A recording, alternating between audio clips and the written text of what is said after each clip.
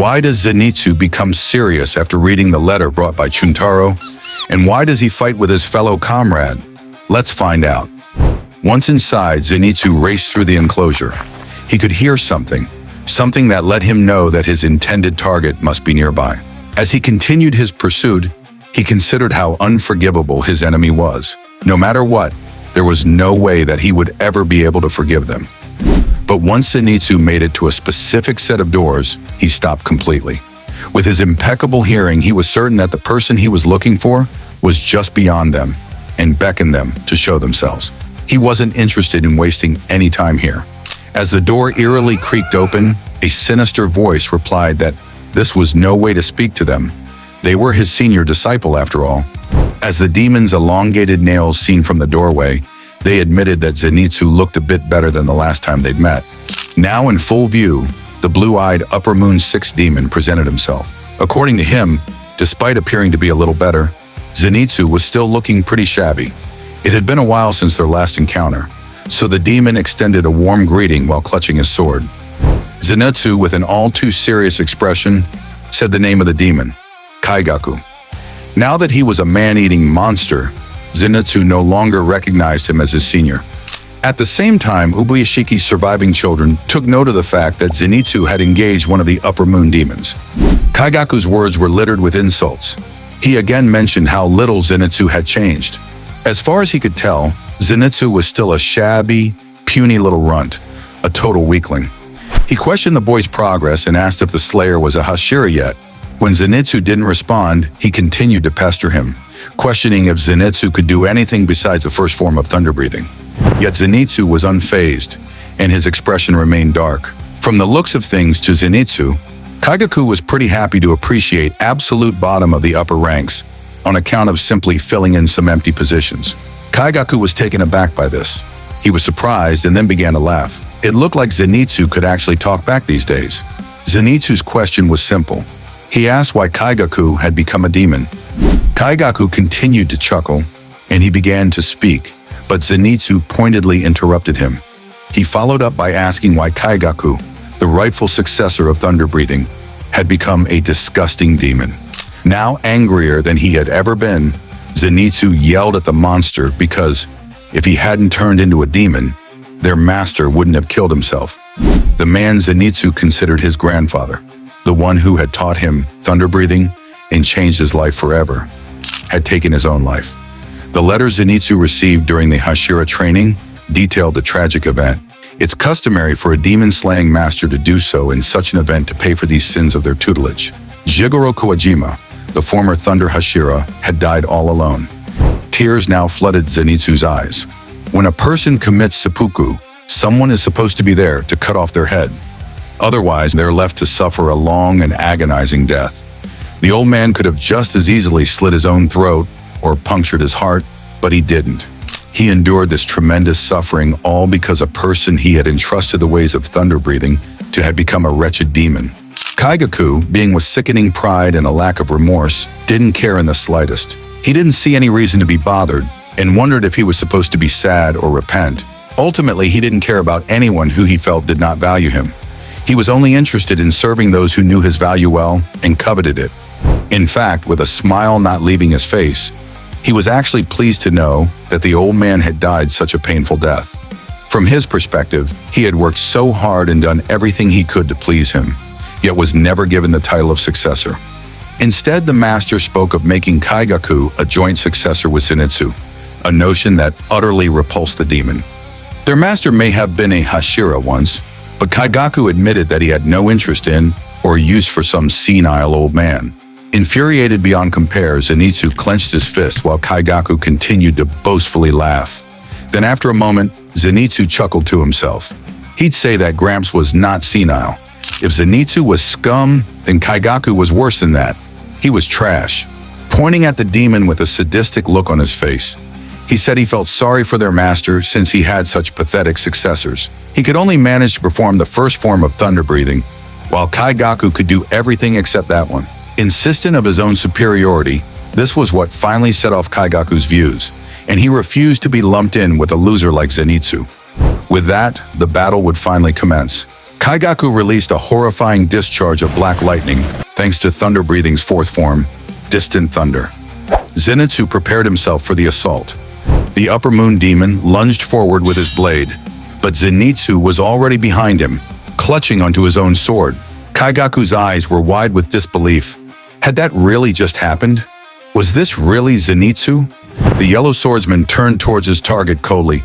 "Too slow, trash!" Just then, blood began to viciously spurt out from the demon's newfound wound. Looking over his shoulder with concern, Kaigaku could not believe that he had been cut. Zenitsu was unbelievably fast. Even without being asleep, Zenitsu's movements were uncanny. It was as if he was a totally different person. Zenitsu and Kaigaku, despite training under the same master, were very different from one another. Neither ever considered themselves to be equals. For Kaigaku, it was because he believed himself to be vastly superior, while for Zenitsu, it was because he saw himself as greatly inferior.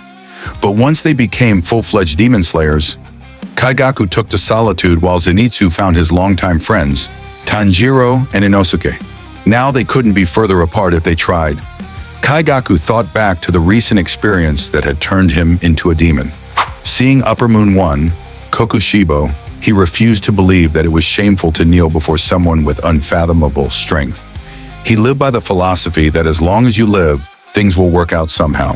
That until you die, you haven't yet lost. With his head lowered in fearful reverence, Kaigaku believed that it didn't matter if you were to rub your face in dirt, lose your home, drink muddy water, or be cursed by others for stealing money.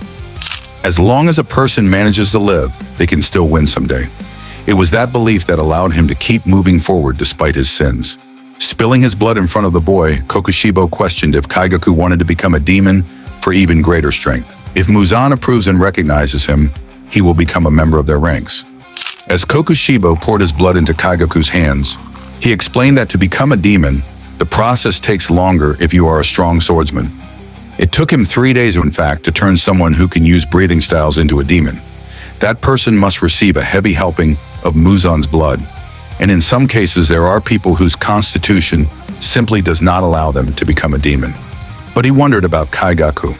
Once he was done providing, he would let it be known that the blood he had just given is incredibly precious, so much so that the boy mustn't spill even a single drop of it.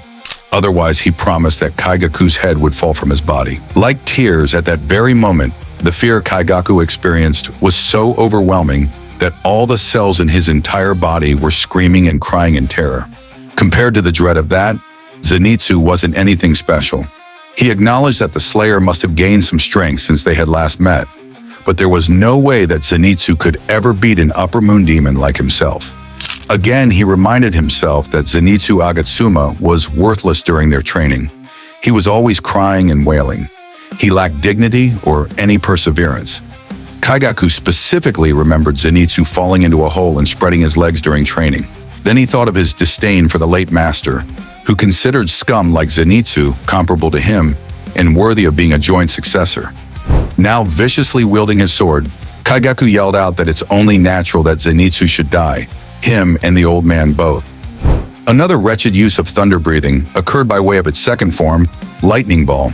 With such close proximity, Zenitsu could tell that Kaigaku would unleash 5 successive attacks in just a single breath, and had done so in the blink of an eye. As blood escaped from his cheek, Zenitsu shouted that Kaigaku must have eaten so many people to achieve this level of strength. He wondered if the fool was already unable to differentiate between good and evil. With a smile on his face, Kaigaku retorted that he knew the difference very well. Leaping into the air, he unleashed the third form of thunder breathing, Thunder Swarm, as he continued to attack the Demon Slayer. He replied that those who accurately evaluate and understand his worth are good. Zenitsu blood continued to spill as he endured the attack. He recognized that this was a spinning waveform strike. Kaigaku continued saying that, while those who have a low evaluation of him are evil. With Zenitsu now in the air, Kaigaku swung out wide with a massive strike of black lightning. This was the 5th form of thunder breathing, Heat Lightning. Zenitsu's eyes went wide as lightning-shaped wounds began to appear over his face. He recalled the training he had shared with Kaigaku under their master and how pitiful he was next to his senior. Kaigaku was overjoyed.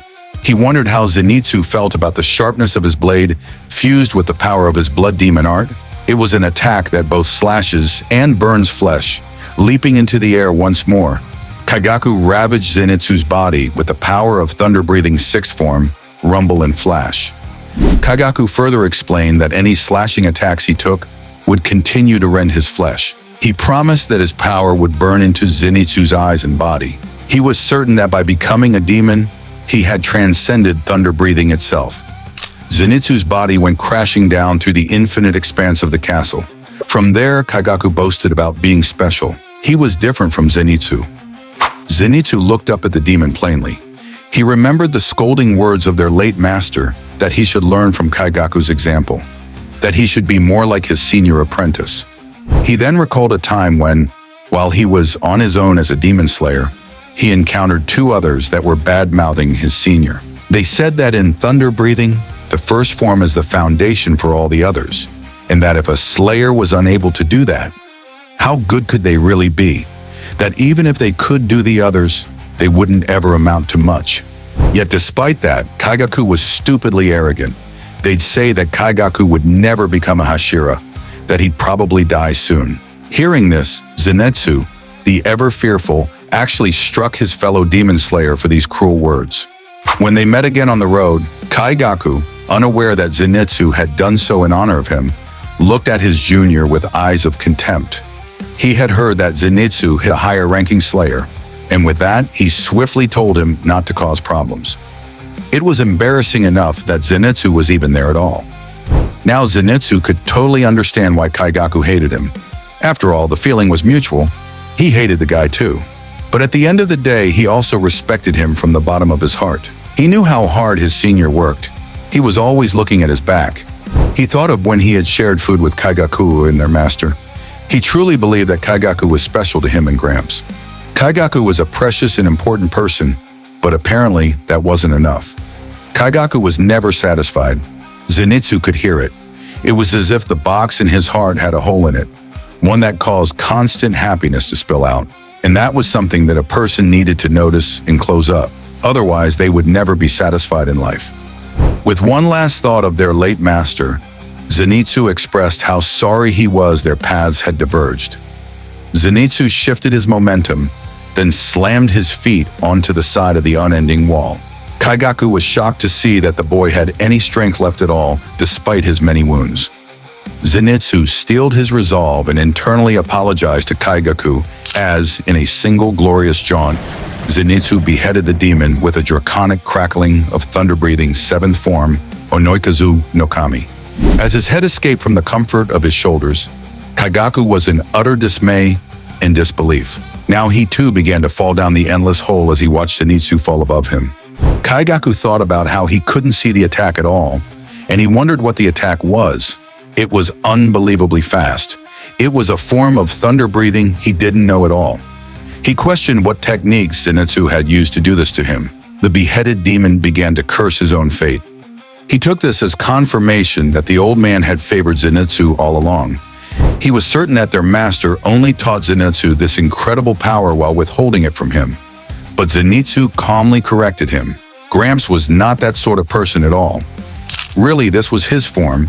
Zenitsu created it, so it was all his.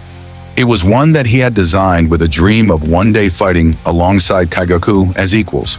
The sounds of thunder now echoed from Zenitsu's chest. By then, Zenitsu had fallen unconscious while continuing to fall. He was dreaming of the fleeting times when the three of them, Kaigaku, their master, and himself, all lived together. Kaigaku thought of what Zenitsu had said: a seventh technique, thunder breathing, a sixth form, an ancient sword art that had existed for hundreds of years and had been passed down from several legendary masters. And Zenitsu, of all people, was able to develop a seventh, the same thing that could only ever use the first form, the filth that was always weaker than himself. Kaigaku could not stand it. He refused to accept this development.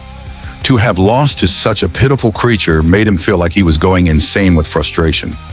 The shameful demon then convinced himself that he hadn't lost after all. Zenitsu was going to fall and die too. Zenitsu, who didn't have any strength left after that last attack. He was sure to die right along with him. But to suddenly interrupt this thought was Yushiro.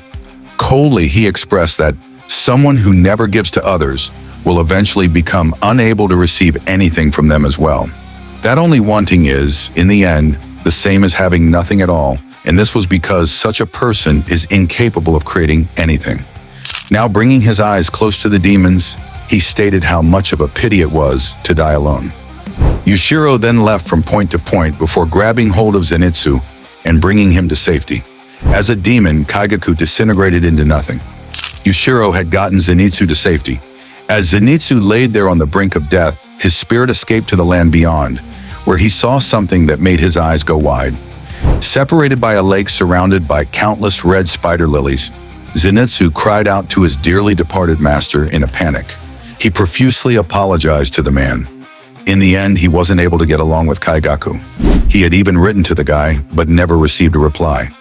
Tears welled up in his eyes as he explained that if it wasn't for him, Kaigaku might not have turned out the way he did. He was very sorry and begged for his master's forgiveness.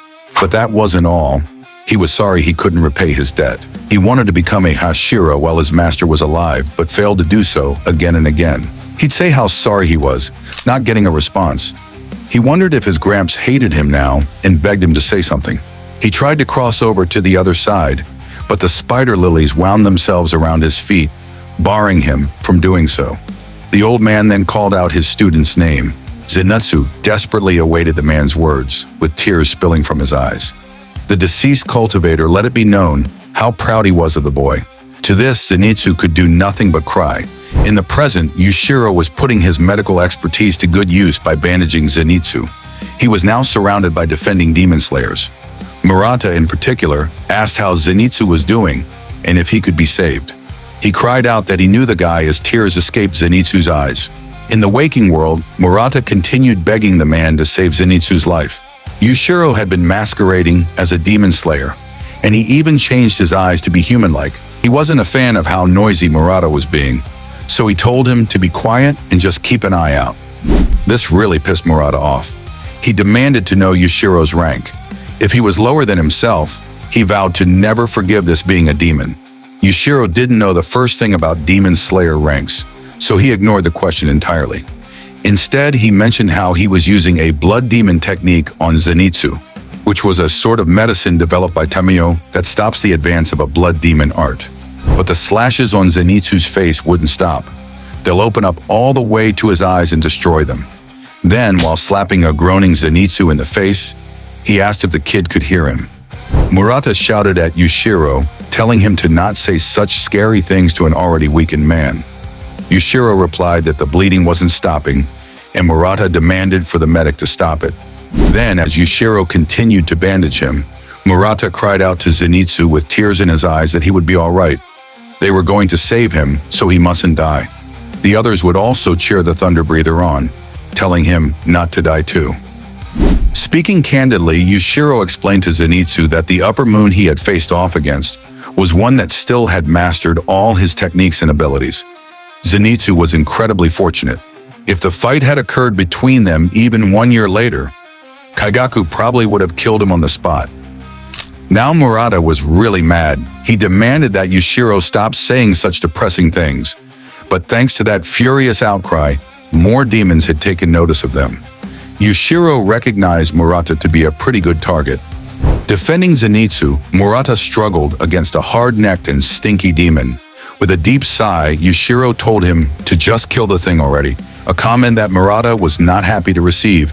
As Yushiro leaned Zenitsu up against a nearby wall, with a paper from his blood demon art attached to a crow, he realized something horrible. 2 demon slayers were about to encounter an especially deadly demon. So that's it for today, guys. Thank you for watching, and please don't forget to like, share, and subscribe.